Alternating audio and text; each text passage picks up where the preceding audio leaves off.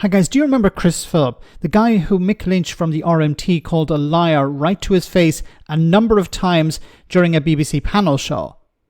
Well, he is of course Kemi Badenoch's Shadow Home Secretary, and he had some angry words for the new Labour government over what he sees as the removal of good policies to deal with immigration. Philip appeared here on Times Radio, where he claimed that the deterrent against asylum seekers has been removed, and this is why the boat crossing numbers are so high. Have a listen to this. Well, hang on a second. I must stop you there. So, in the last year of the last government, crossings came down by a third. Levels of illegal immigration increased. This bill is essentially pretty weak. It's not. It does repeal. It gets rid of quite a lot of measures that would have really helped. Like saying, if somebody enters the country illegally by small boat, they can never become a citizen. Right? That is a sensible proposal, which they've gone and scrapped. They've also scrapped the Rwanda deterrent, which never even started. It was due to start at the end of July, but they cancelled it before the first flight left, and I think that was a huge mistake. At least they never backed Rwanda. At least they're not being hypocritical on that. And it would be so politically unpopular for them to do that, wouldn't it? To be fair, they have been consistently wrong on Rwanda. That is true. They have been wrong about Rwanda. Rwanda was not going to work. We know why it wasn't going to work, because Rwanda was deemed unsafe or not safe by the Supreme Court. The Supreme Court said, look, Rwanda is not a safe country. You can't go ahead and deport people there. The only people who actually went there were volunteers who were paid £3,000 each. It was a disaster. It cost £750 million. Houses were built, and then the Rwandan government said, we're actually going to sell these houses over to people, or we're just going to give them away. We're going to use them for ourselves, because the British government is not serious about sending people to Rwanda. And remember as well, the Rwandan government said there is a cap. They're not going to take the numbers that the Conservatives were talking about. So everything was working against the Rwanda scheme. And we've seen other countries like Australia make a removals deterrent work, and it was a huge mistake. They cancelled it. They've now seen a 30% increase in illegal immigration since the election. Now, you mentioned that their focus is on law enforcement, so-called smashing the gangs. And of course, the previous government was doing that as well. Obviously, we all support that. But the truth is, you can't arrest your way out of this problem.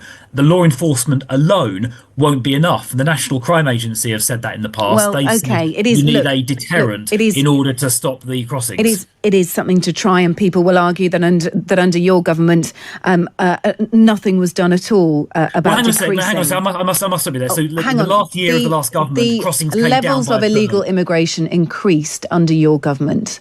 Hang on, in the last year of the last government, so to 2023, the illegal crossings of the Channel came down by a third. So there was a plan that was beginning to work, but that progress has now been completely reversed, and the illegal crossings are now going up. Those are the facts.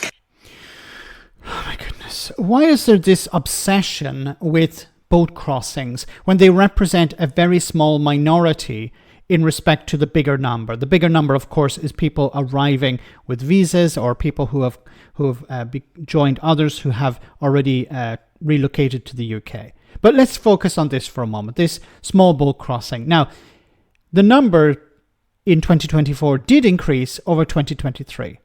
Now, Chris Philp and the Tories are trying to put that down to, well, the Labour government are incompetent, they got rid of our deterrents, they got rid of the Rwanda scheme, and that's the reason why the numbers are up. No.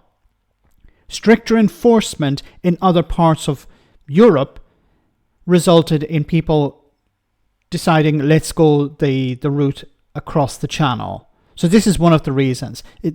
Countries like Italy and Spain have increased their monitoring, have increased the restrictions on people to access to cross the Mediterranean Sea, for example. So people in Calais or people in other parts of Europe are looking at, okay, well, it's better to go now. So that's why we've seen an increase over 2023. Political instability. Look at what happened in Syria over the last 12 months. This has resulted in a lot of people coming to the UK. The smuggling networks are getting more organized. So they're becoming more efficient. That means they're able to facilitate more people through this channel. And then there are also these seasonal variations. Sometimes when the weather is very good, you see a higher number of people crossing. When the weather is bad, the numbers obviously go down. So while Chris Philp and the Tories are trying to blame Labour for this, in some ways, yes, but it's much more complicated than that. And of course, it's pointless focusing on asylum seekers if your concern is about bringing down numbers. It makes no sense whatsoever. It's just a distraction. It's something that the Tories think they can use against Labour, when in reality all they're doing is handing more voters over to Reform UK.